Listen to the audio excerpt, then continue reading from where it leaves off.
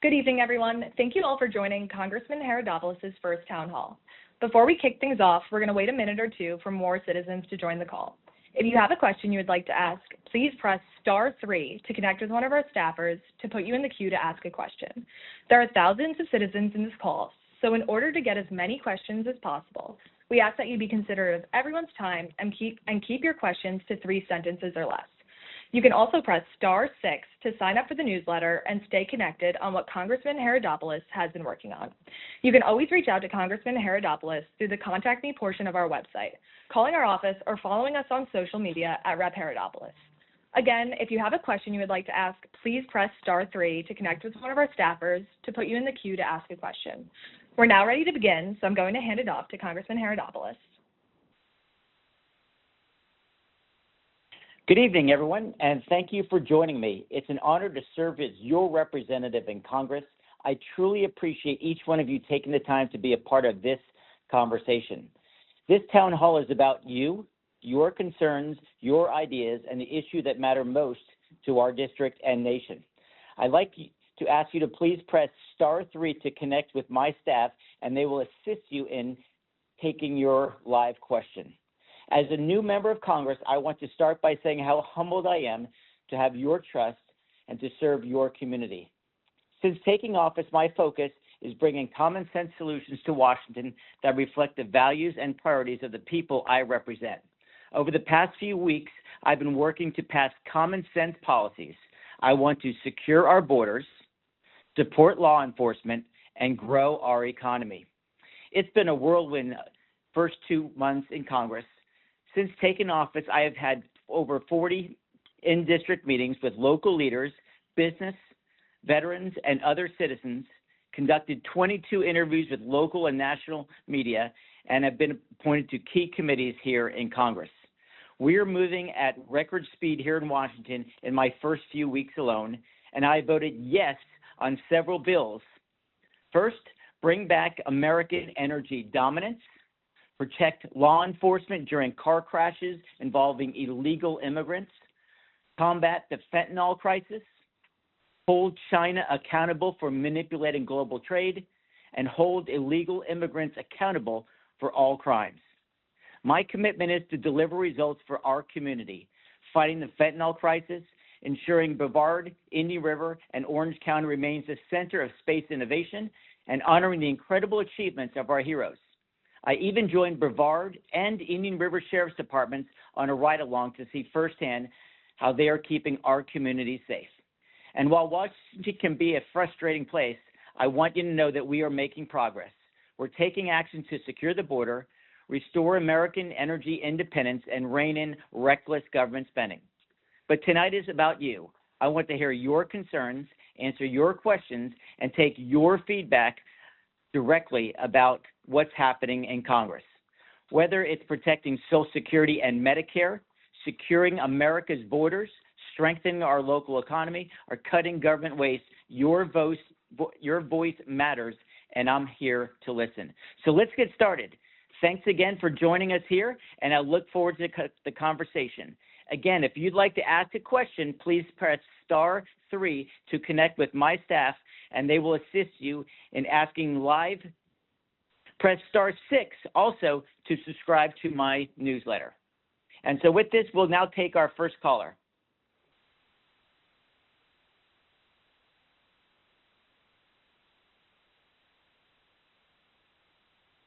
Hi, Virginia. This is Mike Haridopolos. I look forward to your question. Okay. I have 2 questions. One is, how are you going to protect our personal data from the AI programs that are unvalidated that DOGE is using? And what's your second question?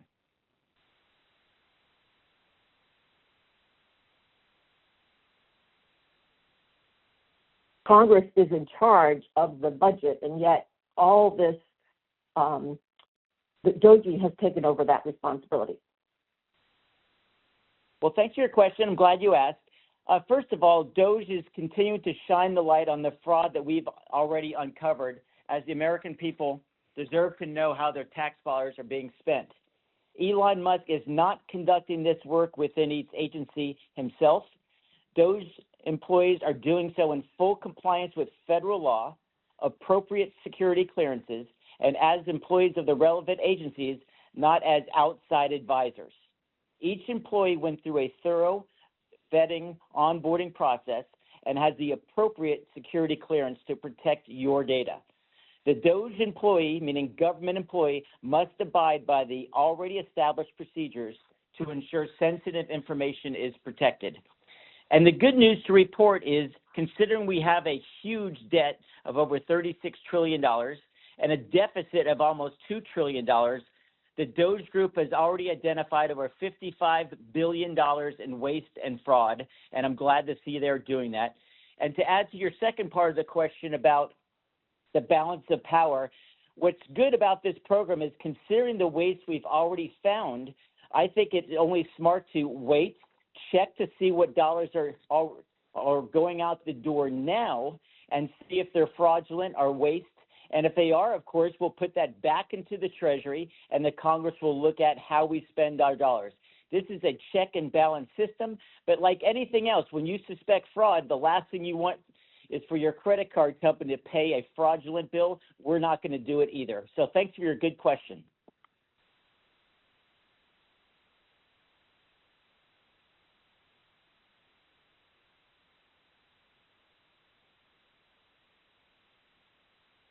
Hi, Dan. This is Mike. I look forward to your question. Please ask. Hi, Congressman Haridopolos. Dan Heim here. So I understand that you're supporting Chip Roy in the SAVE Act. Is that true? That is correct. I am one of the sponsors of the bill. I think it's important that only Americans vote in American elections. Just like as my dad was born in Athens, Greece, if I went over to Greece and said I want to vote in the Greek elections, they'd laugh in my face.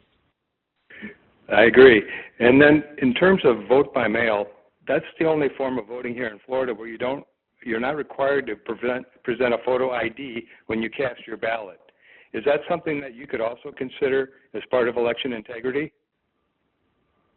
We need to look at all measures because we want to make sure that our elections are just like they're done in Florida in a smart way. And if we need to add an ID component, which you're talking about, Dan, I could not agree more. We saw just yesterday the Germans were able to complete an election in about 8 hours with accurate results. We do that here in Florida. We can always improve the process, but it's common sense. To get on an airplane, you need an ID. To vote, much the same should be here in the United States. Voter integrity is integral to keeping our democratic process alive, and I'm absolutely committed to doing so. And so thank you for asking that question. And again, I am proud to be a supporter of the SAVE Act. It's common sense. It's what America is all about, fair and free elections.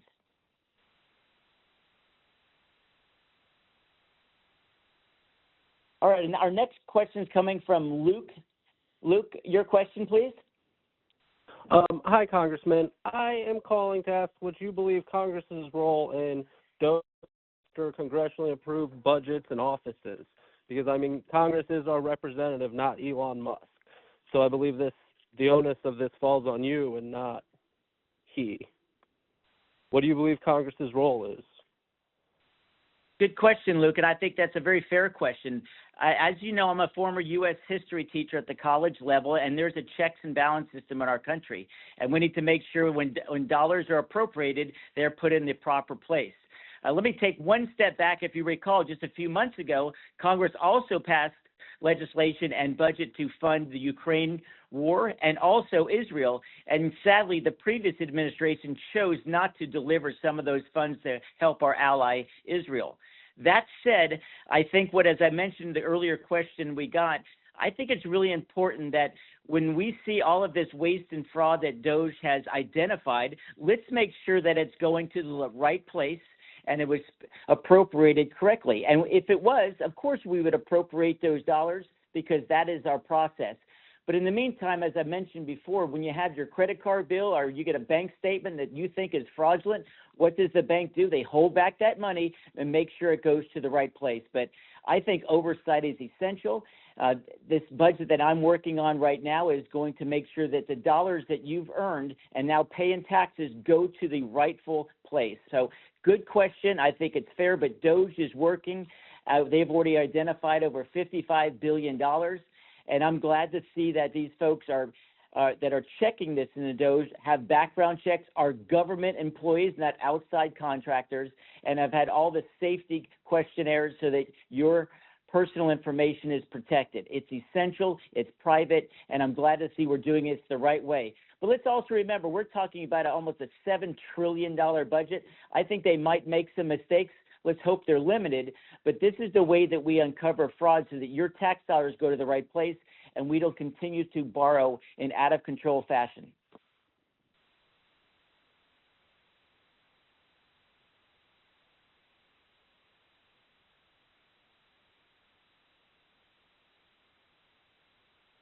All right, our next question is from Pam. Pam, go ahead with your question. Hello, Mike. The question is, if the deficit is your major concern, and I hear you, and I think that's great, then why would the Republican budget be extending tax cuts to billionaires, which were proven to triple our deficit in the first 3 years, to add to our deficit? Pam, thanks for your good question. Yeah, and I think the deficit is one of the biggest issues. As you know, over the last 4 years, they increased spending over $2 trillion in new spending. And prior to that, of course, we were all going through the COVID crisis together. And fortunately, we came out of this mess.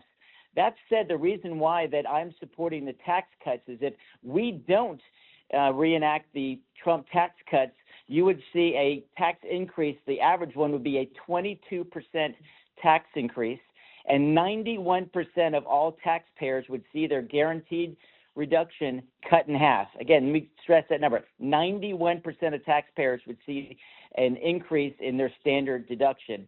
And what we have seen from the CBO score is that a family of 4, if we did not reenact the Trump tax cuts, would pay an average of $1,695 more in taxes. And so we are working on balancing this approach. We want to keep the tax cuts in place, which fortunately help the middle class the most, but we need to make sure the American economy is growing. But Pam, good question. My number one goal is to balance the budget long term. And as you mentioned, Pam, the best way that we can bring a balanced budget, I think, is twofold. One is find wasteful spending, and second is to grow the economy. And every expert agrees that when you reduce taxes across the board, people do 3 good things. They save, invest, and spend, and that is our hope. And we are optimistic that that will happen, and that will be our push. So thanks again for your question, Pam.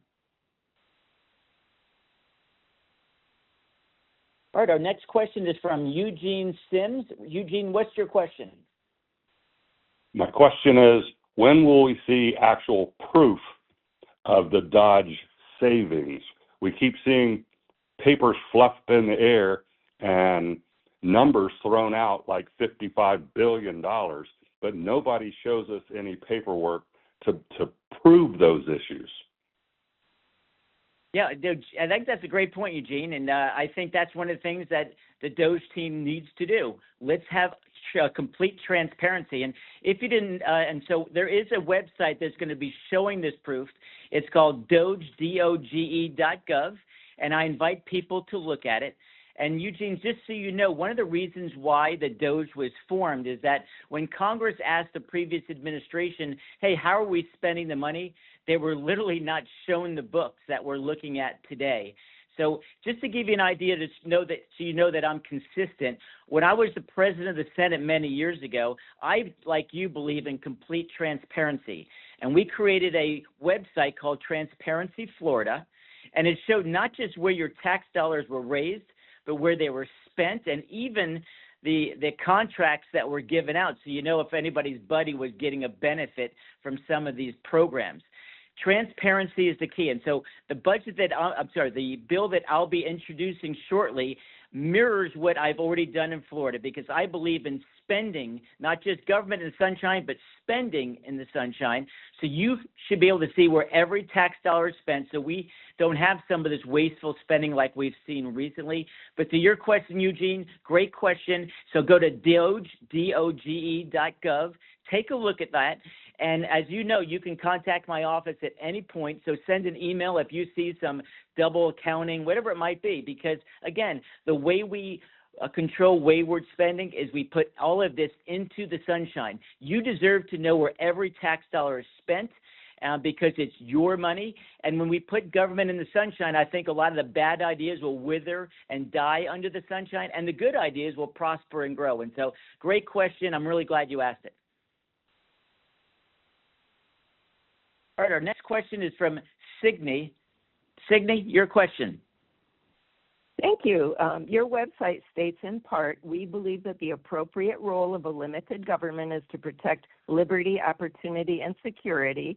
There's no limit to the prosperity Americans create when allowed to live their lives freely according to their beliefs, end of quote.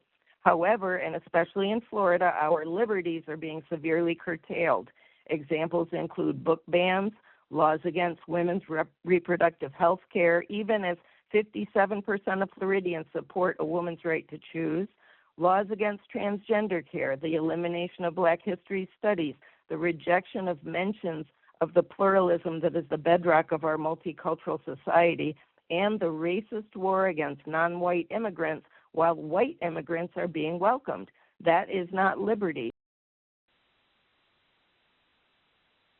Well, thanks for your question. And I would just simply say this, is that as you mentioned, a lot of the issues you're talking about are state issues, but I believe firmly that everyone has the right until you start infringing upon the rights of others. It's one of the reasons I supported the idea that only girls compete against girls, because these young ladies have worked incredibly hard to find success on the athletic field, and for people that were born as boys to come and compete against them is an absolutely unlevel playing field, which everyone recognizes. It is important that we give opportunity to everyone when you're given a level playing field. And as far as opportunities go, America is still the greatest opportunity place in the world. And I'm absolutely confident that when we create level playing field in sports or other areas, that the merit-based system will truly pan out. When you give one person a disadvantage over another, we lose as a country. But when you create a truly level playing field based on merit, everybody wins, and everyone knows what it takes to find success. And so I appreciate your question, and it's one of the reasons what we're doing tonight is so important. Whether you be a Democrat or Republican asking these questions, as you see, we're letting the first calls come through, and with thousands of people on the line right now, we're trying to field as many questions as possible. So thanks for taking the time to ask your good question. Our next question is from Brandon. He's from Melbourne, and your question, Brandon. Hey, Congressman. Thank you for taking this call. I just wanted to mention or ask the question, what's being done to fix FEMA? I actually own a search and rescue business here in Melbourne, Florida, and I flew with one of your counterparts, Corey Mills, on our own dime, flew up to North Carolina, and the government did not show up. And what I can tell you is my background, I know what it should look like, and it's absolutely broken. So what's being done to fix the immediate response of FEMA? And a really quick secondary question is, we keep talking about economic growth and stimulating the economy. I'm a startup business, and I can tell you that I feel like in the space industry in particular, we keep hearing, innovation, building innovation, but we're not really seeing it except for the really big companies that already exist. So what are we doing to help, stimulate new businesses, especially in the space industry in this area?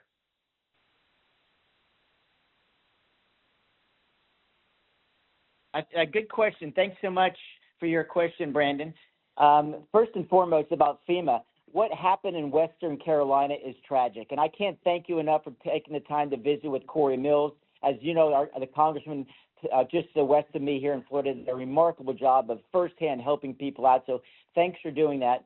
And also you saw the tragic response, not just in Western Carolina, but also in Hawaii with those fires.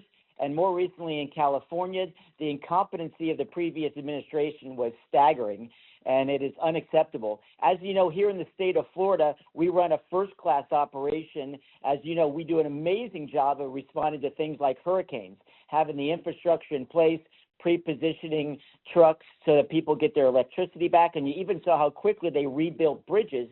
That's the way to do the business. And so I'm confident that we'll bring the FEMA professionals that were in place just a few short years ago, and we've been really good about bringing Floridians into the system. I think we can revamp this system in a smart way because It's a shame when people overseas are getting better service than the very folks who make America work and need that help after a storm like we saw in Western Carolina. I'm confident that we can do it by bringing back common sense measures, bringing the experts from Florida into FEMA who have done such a great job of responding to storms. And second, the issue with space and smaller companies, I just recently was back in the district talking about some of these smaller companies. Everyone talks about SpaceX and Blue Origin, which are great companies, don't get me wrong, but they're not the only companies making the Space Coast work. ETA Space is a new company that's going to help on the refueling efforts in space. And the way that they were able to do it, there was a great community bank that was willing to give them the loans so they can compete with the big boys, and they won that contract. And it's going to be a mix of large and small companies that provide our space dominance that is necessary to make sure our men and women in the military have the GPS coordinates they need, God forbid the war breaks out, or the telecommunications satellites we need to make sure that our economy continues to thrive. So community banking is important, and one of the things that I'm working on as a member of the Financial Services Committee is to make sure that community banks can compete with the big banks. And one of the ways you do that is get rid of a needless organization called a CFPB, which is simply the definition of red tape in the bureaucracy. And as people asked about earlier, oversight, sadly, it's not the Congress that funds that group, but the Federal Reserve. We need the Congress to oversee an agency like that so that if they're doing the wrong thing, we can pull their funding and eliminate a wasteful program. So, Brandon, thanks for your question. And the good news is we're thriving in space right now. It's jobs galore, new investments are about to be heard. And we can't wait to grow that economy but community banks, and removing some of that red tape is one great way to make sure that small companies can be a part of this space boom we're seeing right here on the Treasure and Space Coast. All right, our next question is from Russell from Merritt Island. Russell, your question? Thanks a lot. I was just wondering if Mike was going to be more visible than his predecessor was. I know that Posey did a lot of good work for us, mainly because I read it in his newsletter, but we didn't really see a whole lot of him, whereas we see a lot of the... Well, I'll tell you what, Russell. First of all, Congressman Posey, I think, did a fantastic job as our congressman. I've got a little bit different style, but in just the first couple weeks I've been home, we did over 40 meetings in the district, both Brevard and in New River County, and that's just meetings. Doesn't count the number of people we saw, which were in the thousands, because we were able to visit schools, different outside groups, clubs, you name it. We think it's vital that you know exactly what's going on in the district. And if you haven't already done so, Russell, please sign up for my newsletter or follow me on social media. You'll see that each week I literally list what I've been doing this week and what's coming up. You deserve to know exactly what I'm doing as your congressman. And as I think Pam or someone else asked earlier, you deserve to know how money is spent, and that's why I am so transparent on what's going on in the budget and what I'm doing, and you can contact me directly. I think it's so important that you do that. And remember, if you press *6, you can sign up for our newsletter direct. But even better, what we try to do every single day is that we get out on the social media. We tell you what we're voting on, what we're doing. And every time I have a public event, it's put out there so you can attend if you wish to. But we are taking meetings in the district because it's imperative that I hear firsthand. Too much BS goes on here in Washington. Too many people tell you what you want to hear. That's why I get back to the district whenever we can. But so everybody knows this year, unlike years past, we're going to have to be in Washington more. Last year, they only scheduled 26 weeks of committee meetings and votes. This year, we already have 34 out of 52 weeks scheduled. So I won't be home as much as I'd like, but it's the reason I've been so aggressive about reaching out to you, and not only a town hall like this, but also via social media and newsletters, so you know exactly what I'm doing and how I vote. Not everyone's going to agree with how I vote. I understand that, but it is important that I communicate with people how I vote and why I vote in a certain way and what bills and issues are coming up before the Congress. So thanks for your good question.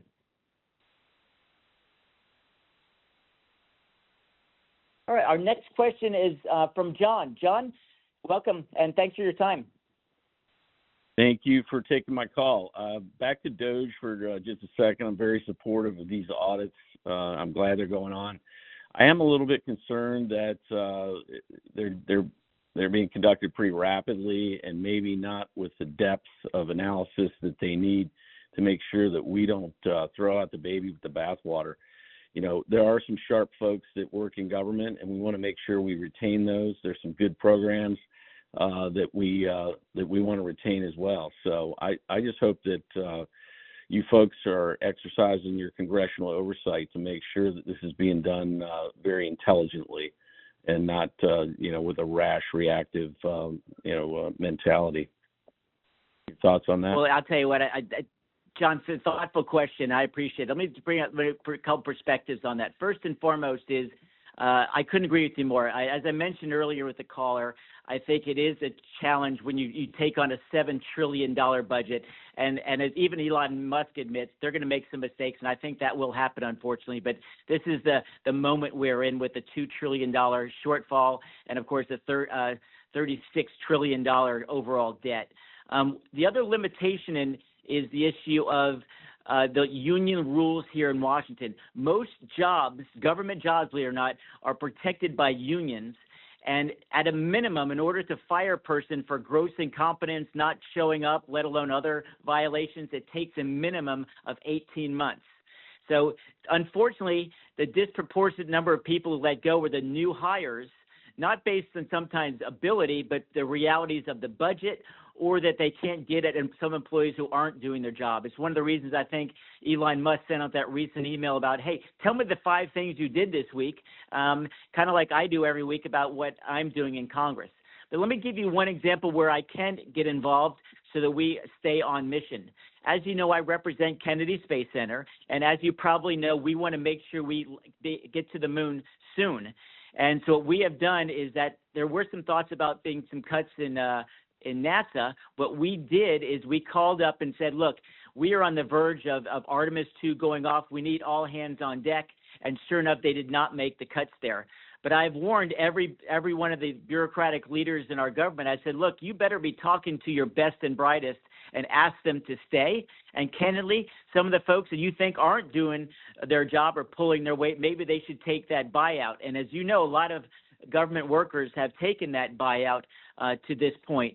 It's a tough situation. I don't pretend it's easy, but we are trying to make some significant cuts because every dollar we borrow is significant. And as you probably know, over 18% of our entire budget is borrowed right now, and that adds to the overall debt that we have in a nation. And that's not fair to the next generation of Americans who are trying to find their way in an increasingly competitive world. So remember, press *3 to ask a question, and press *6 if you want to get up on our newsletter. Our next question is from Jennifer.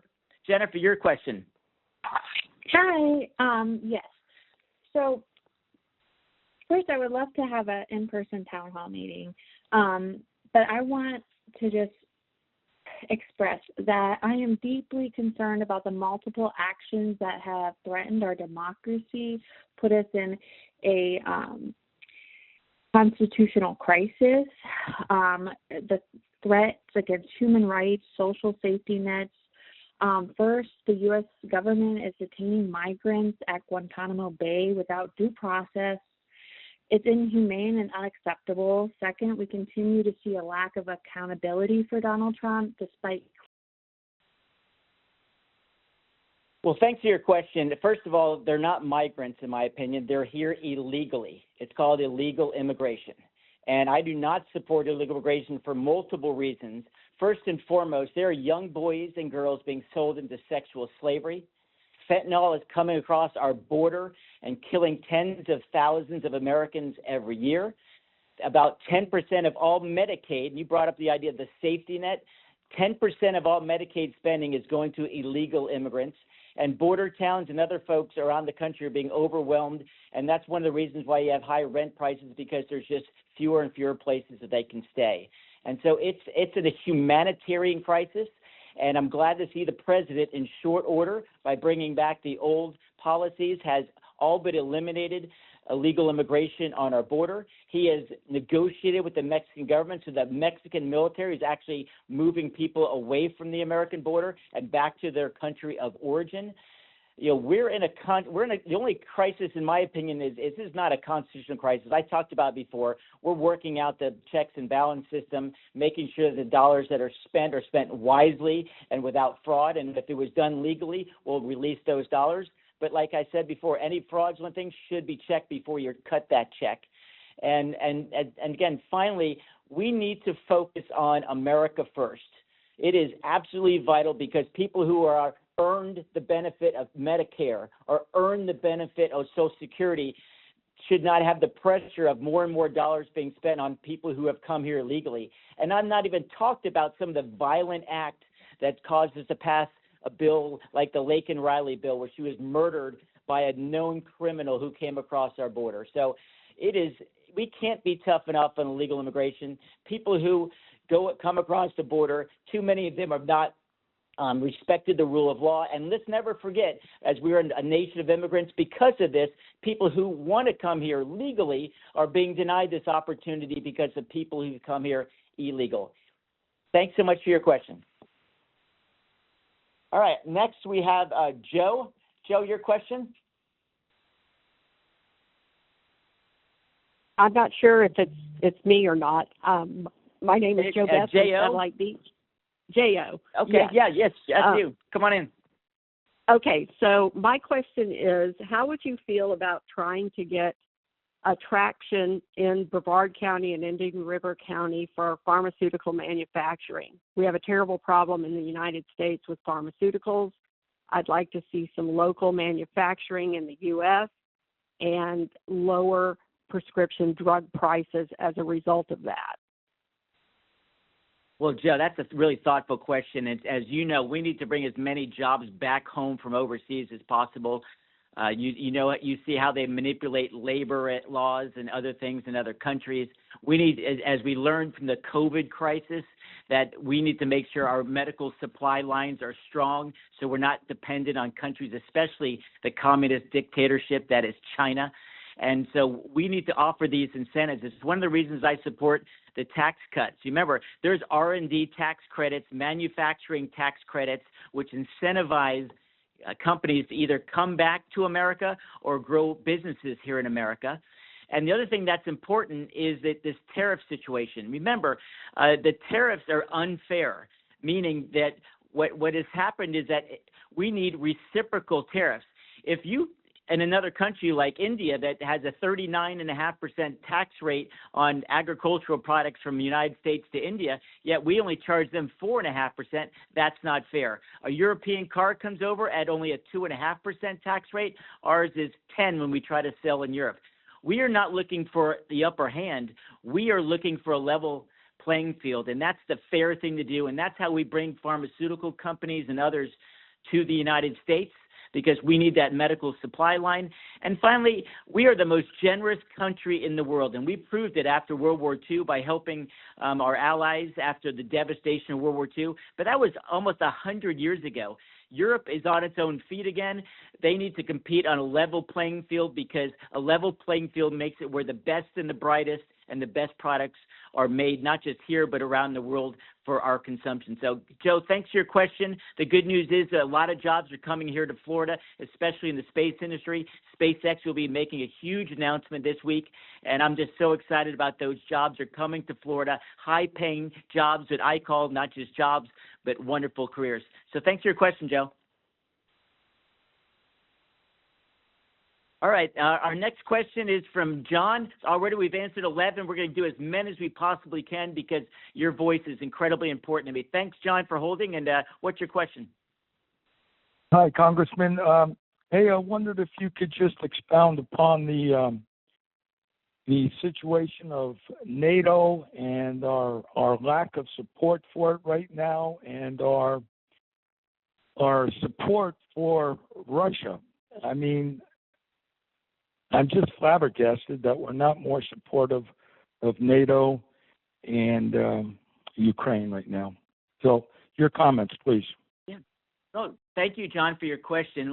Well, today sadly marks the 3 years since Russia invaded the Ukraine. And as you know, to the tune of over $180 billion, the United States has come to the aid of the Ukraine after the Russian invasion. And of course, there's tens of thousands, probably more than that, lives being lost on both sides. It's a horrific, bloody war. And I'm glad to see that President Trump is focused on ending this war in Ukraine. And like any war, you've got to bring it to an end. They need to negotiate a peace. And to your point about NATO, as you know, NATO was absolutely essential as we fought the Cold War and won against the Soviet Union and helped our allies. It is an ever-changing world. But as you also probably know, Zelensky gave guarantees to European nations for the loans and aid they gave to the Ukraine. In negotiating with the United States, we should ask for much the same. As you've probably seen with Secretary Rubio, he said in private discussions with Zelensky, he said that, hey, it's only fair given all the aid and support we gave to Ukraine that we should share some of its ability to pay back its debts, especially as they rebuild. And so I think that it's a fair trade, that when you help a country, there should be some understanding like they've already given the EU. I think it's logical, but if the question is, are we helping Ukraine? We have helped Ukraine to the tune of $183 billion, maybe even more. And I hope that our European allies will contribute as much to NATO as we have. As you know, most nations give less than 3% who are NATO. We supply the vast number of resources to NATO, and we need to make sure that we stop aggression and that hopefully President Trump can bring a peace treaty to this region and move forward. So, John, thanks for your thoughtful question. I think it's a fair question to ask. All right, next we have Milton. He's asking a question. Milton, your question. Hi, thank you for inviting me to your town hall. I have a very simple question. We are 43rd ranked in the world for healthcare, which is pretty bad. Our healthcare right now, being handled by the managed care companies given to us by Obama, was a very big sellout. If we don't do anything to improve this, we will lose our healthcare. Right now, people are having great difficulty even meeting their deductibles and the scarcity, because each year we keep getting notifications from the managed care companies. They're giving us less, but they're taking more out of the pot. That can't continue. Well, first, I want to thank you for your question, Milton. And remember, with Medicare, as you're speaking about, you earned that benefit for the hard work you put in, as well as you earned Social Security benefits. And I can't thank you enough for being a working American and earning that, because you paid for that all these years. It's essential that we protect not only Medicare, but Social Security as well, because, again, those are earned benefits. One of the concerns that I do have is about Medicaid. As you know, Medicaid is what we might call welfare health care. People don't pay for it, and they even don't have to pay a single copay when they go to the hospital or doctor.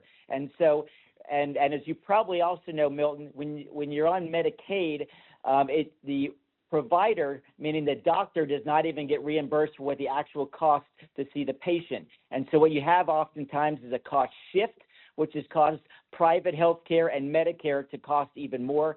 Of course, that's covered by the government in the Medicare case. That said, we are aggressive about removing waste and fraud out of the system. And if we see different companies abusing that system, I know there's a recent company that was in the headlines. I'm not going to mention it on the call, but I'm sure people can read about it, that could have been committing some of this fraud. This is exactly where we have the Doge. We want to see where the dollars are going, how that compares with other companies or providers that are being paid, because the best way to see if there is waste and fraud is to compare it against other costs. Just like you compare phone companies or shoe companies or even restaurant costs, we need to do the exact same with our government budget, because your hard-earned services that you've earned in Social Security and Medicare deserve to be protected, and that's why it's so important that if you see fraud or abuse, you let us know. and use the technology that's available through DOGE to root out this corruption and waste, because people have earned this benefit, and I'm tired of seeing people trying to attack and take away that benefit, especially when there's so much fraud in the Medicaid system currently. So great question. I appreciate the time. All right, our next question is from Lee. Lee, your question? Hi, Congressman. Thank you for doing this. I appreciate it. My question is Lee. about Alzheimer's. Alzheimer's disease is a growing health crisis, both for Floridians and our entire nation. It is, in fact, the #1 most expensive disease for Medicare. So what can you, Congressman, do to better fund research both within Florida and throughout our nation? Well, first of all, it is an absolute tragedy what's happened with Alzheimer's. I know that, as you probably know, my wife's actually a medical doctor. It is something she saw way too often as a general practitioner here in town. I've been working, actually, the mayor of Vero Beach, John Cotugno, is actually a good friend, and he has emphasized, as I support, increased research funding against this deadly, horrific disease that steals memories and love from people's minds. And it's a disease that I am very sympathetic to, as so many of my friends and my parents' friends have suffered through this horrific condition. It's essential that this is one of the roles of government that should be funded. This is an example where, as you said, if we can fight this disease, not only will it make the quality of life go up, but also it will actually reduce the health care costs that are plaguing our nation, as our earlier question came in from Milton. So that said, it's something I strongly support. It is something that we know the ROI, or return on investment, will be very high, and I think it's important that those type of funding dollars are put into place. And that's why when you look at NIH spending and other things, when they wasted money on some of the DEI stuff, it could have gone to research, which would really dramatically change people's lives. And so we're optimistic that we can take on this horrible situation and find a cure, or at least slow down its progress so that people can enjoy their later years and loving memories with their kids and grandkids. Thanks for your question. Our next question is from Ted. Ted, go ahead. Did you say Ted? Yes, sir, Ted, T-E-D. Yes. Hi, Congressman. My question has to do with illegal immigration again. As you're aware that there was a nullification crisis in the 1830s that led to the Civil War. Why is the cities and states that declare themselves sanctuary cities and sanctuary states not arrested and convicted of nullification? That's a law that is against the federal government. They're aiding and abetting illegal immigration, which in my mind is nullification. Well, I'll tell you what, Ted, I couldn't agree with you more. I mean, and you sound like a good history buff as well. As you know, I'm a former history teacher, and that nullification crisis was, of course, with South Carolina, John Calhoun, and you know the story well, I'm sure. That said, as you know, it is absolutely ridiculous what has happened over the last 4 years. Over 10 million undocumented people coming across the border. And I mentioned earlier in our call that the mayhem that followed, not only financial, but, of course, the violent crimes, the young boys and girls sold into sexual slavery, fentanyl, etc., let alone the cost that came to those local communities, whether it be hospitals, schools, roads, etc. So I think it is very accurate. And as you probably noticed, as soon as Donald Trump came to office, they knew exactly who these perpetrators were. Sanctuary cities were protecting them. And sadly, could you believe these elected officials would allow violent criminals to continue just for politics? It's unacceptable. And so I'm so glad that the president has finally shut down the border. He put our military there. And as you've probably seen, it proved that you can solve this problem very quickly with just common sense laws and procedures. I think that, as the president has said, if a city does not abide by the law, there's been a lot of questions about constitutional crisis and so forth. The only constitutional crisis in my mind is when a city or state refuses to follow the federal law, there should be consequences. And I think the more we highlight this, the better.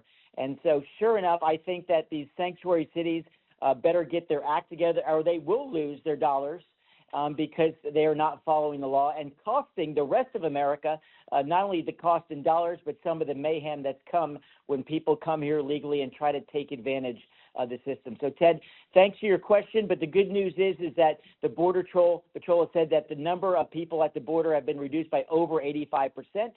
And I think we're long on our way to turning this corner and making sure we get back to common sense of border. And then and only then will we change the immigration laws once we settle this border issue and allow the best and brightest and people who want to live by the law and become Americans, meaning assimilate into the American culture, which is the greatest culture, in my opinion, in the world. All right, remember, if you want to sign up for our newsletter, press 6. And we've got about 10 minutes left. I think we've taken at least 15 questions. We're going to continue to take as many as we can before we get off the air because I actually got to go and vote on a few bills starting at 6:30. But our next question is from Marcia from Vero Beach. Yes, this is Marcia, and thank you for listening. I have a great concern with the chemical trails that are being put into our skies and dropping down on our vegetation and ourselves. I just got back from Arizona, and it's just terrible there. The skies are literally white, and now they're even spraying at night where no one can see them. Is anything going to be done to protect Florida? Well, Marcia, first of all, thanks for your question. It's something that I'm hearing increasingly about and the concerns about it. You know, this is much like we saw with this drone issue over New York City.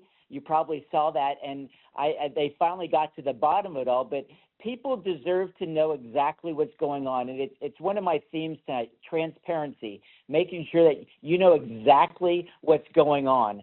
And one of the things that I have the honor of serving as, even though I'm only a new member of Congress, I've already been named the chairman of the Space Committee, and this is one of our areas of jurisdiction. We are currently looking at the issues so that we can hold a hearing in Congress, and let's find out the truth. If it's nothing, then tell us it's nothing, but they can't just continue to dodge the question. It is essential that you have the right to know. This is what makes a free society. And if something's going up in the skies, let alone higher in space, we deserve to know. And so it's been an increasing question for more and more of the folks that I represent, and I'm so glad you brought that issue forth. We're going to be doing our homework on it, and I think in due time we're going to be holding a hearing. And if you wouldn't mind, again, as I mentioned before, you have the ability to communicate with our office directly. You can go to our website or press #6 and get on our newsletter. We want to hear directly from you. As I mentioned before, people always tell me in my office here in Washington too often what I want to hear. I want to hear real things that are on your mind, and more people are telling me that these chemtrails are of great concern. Let's find out the facts about this. It's important that we protect our environment and our skies and make sure that you have the truth so that if it's real, we need to take it on. And if it's nothing, then tell us exactly what's happening in our atmosphere. Thank you so much for your question, Marcia. Thank you. Next we have Kathy. Kathy? Yes, hi. Hi, Kathy. Can you hear me? Hi. I can. My question is, you were talking about the $36 trillion in debt, and that has taken decades to build. It just didn't happen in the last 4 years. I believe it's reckless to downsize the government overnight. Hard-working, dedicated federal employees and their families are being devastated by this action, and many of them are being terrorized on a daily basis by the richest man in the world.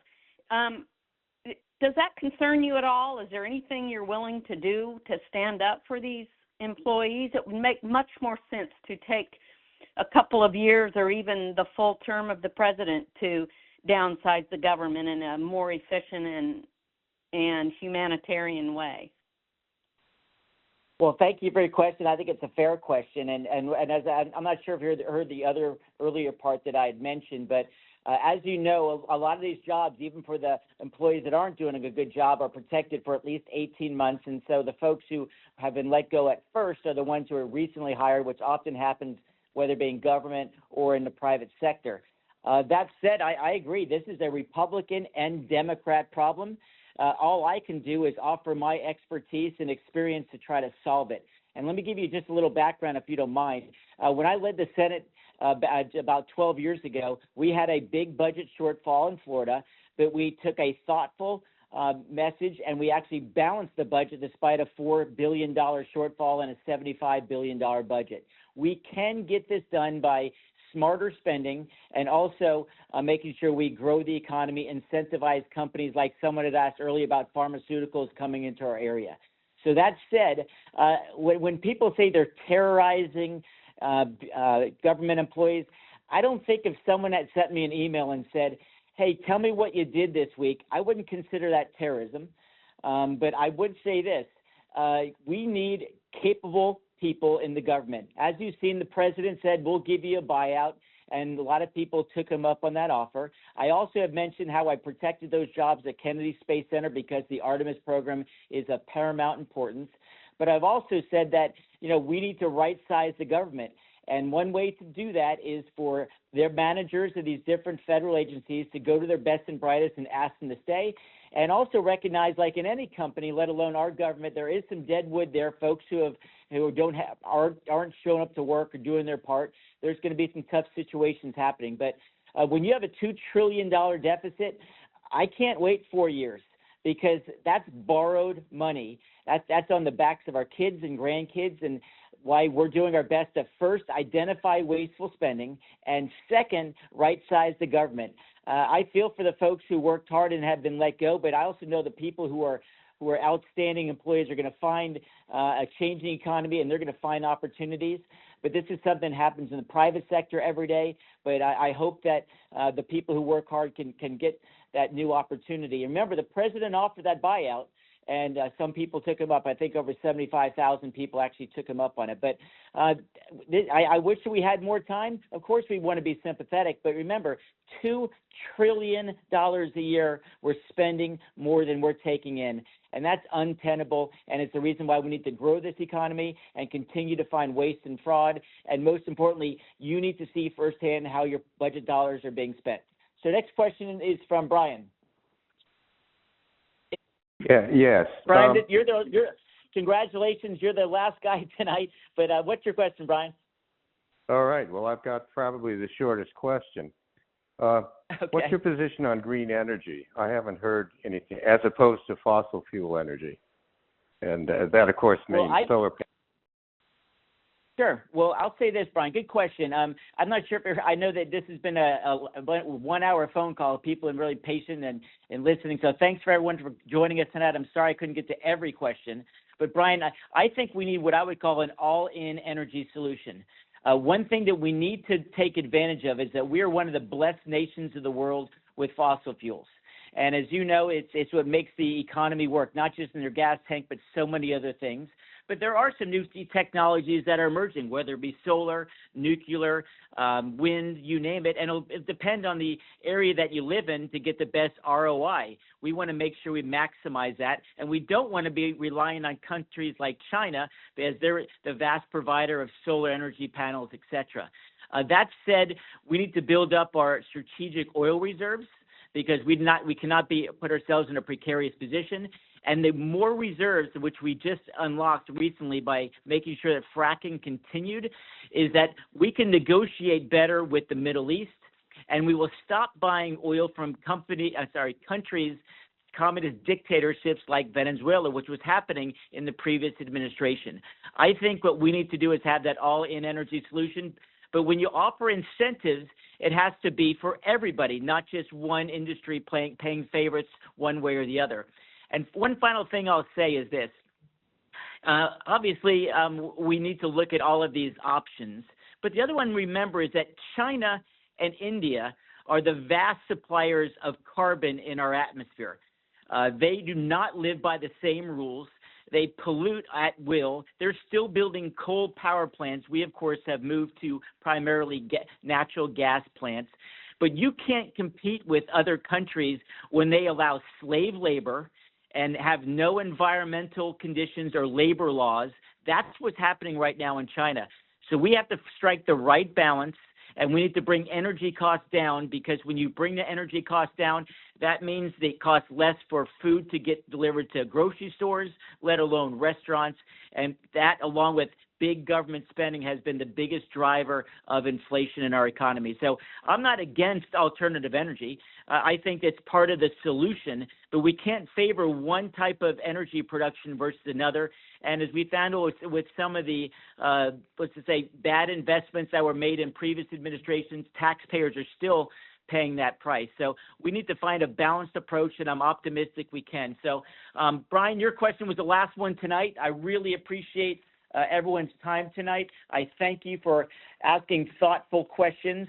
I will do my best to get back to the district regularly, as I will be in Washington at least 34 to 52 weeks this year. You can always join me by signing up for my newsletter or follow me on social media. We are very descriptive and offer transparency.